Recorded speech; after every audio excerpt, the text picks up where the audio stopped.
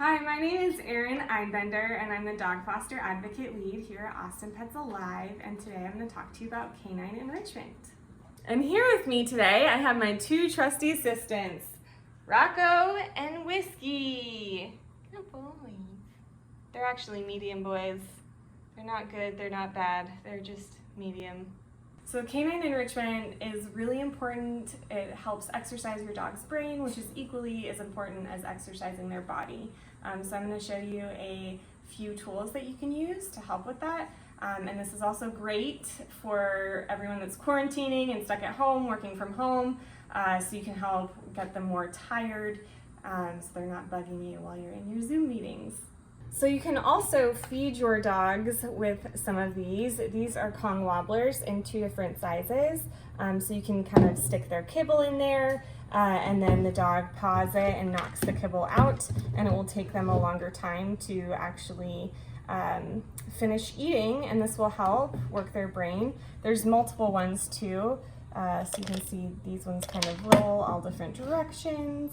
There's also these kinds. And Kong makes different ones for different size dogs and for different size chewers.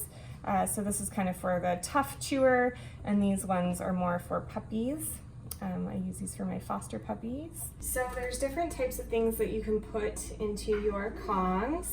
I like to use, I think this is just from Amazon, and it was like a candy maker or something like that.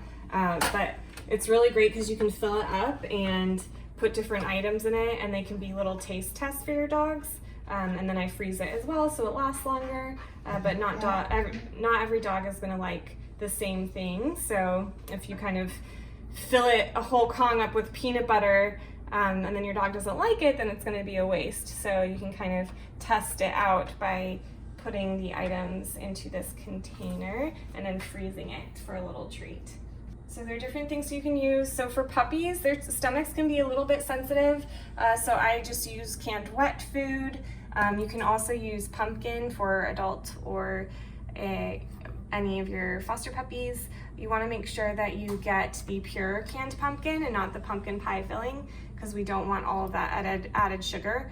But this is just from your local grocery store. It's super cheap. Pumpkin's really good too for your dog and puppy's digestive system. It can help with diarrhea as well as constipation, so it's always a staple in my home. And then peanut butter is also a good option. You want to make sure that there's no xylitol in the peanut butter, because that's really toxic to dogs, and they'll have to get their stomach pumped, so you just don't want to go through that. So just make sure you read the ingredients before choosing your peanut butter.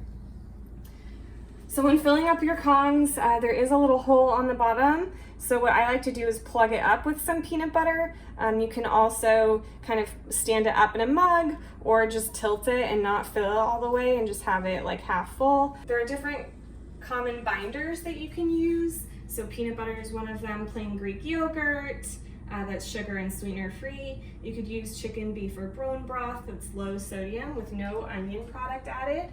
The pure canned pumpkin, which I mentioned. You can also use low-fat cottage cheese, applesauce that doesn't have sugar or sweetener in it, and then dog-friendly organic baby food as well. So just make sure there's no sweeteners, grapes, onions, chocolate, or added sugars in the baby food.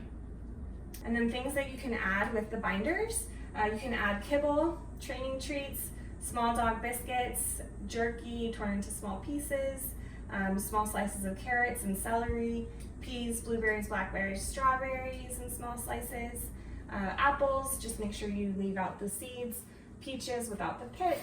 You can also do cantaloupe, banana, watermelon that's seedless, cheese that's grated or in tiny pieces, small pieces of chicken, turkey, or beef, eggs, cooked sweet potato, liver paste, oats that are cooked, rice that's cooked, or even plain Cheerios.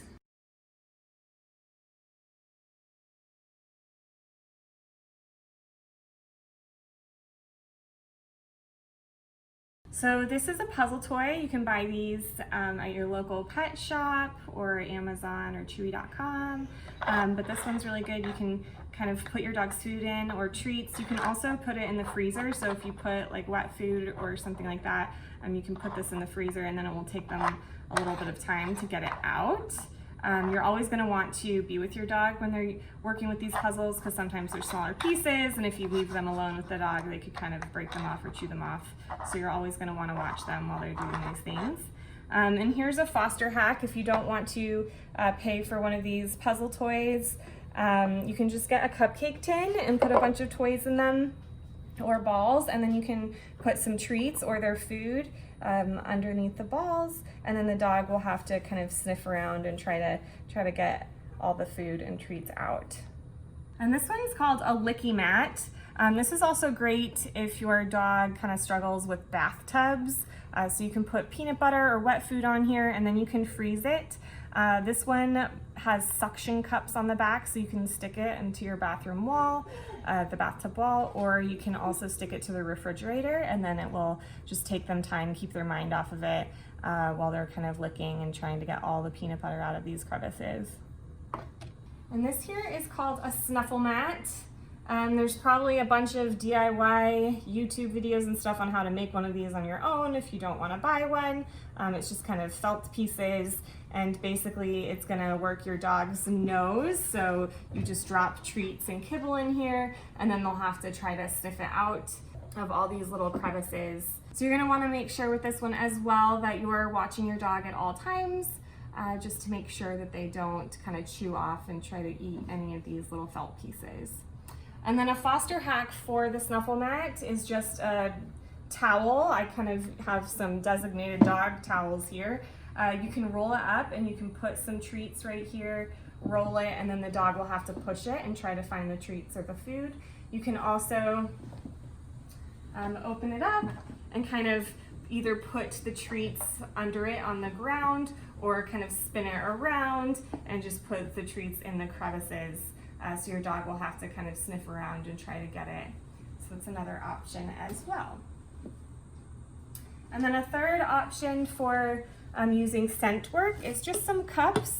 So you can put a treat or two under these cups. You can kind of mix them around and try to get your dog to find out where the treat is underneath the cup. It's like a little magic trick to do with your dog. So that's all for today. Thank you so much for joining me and my medium boys.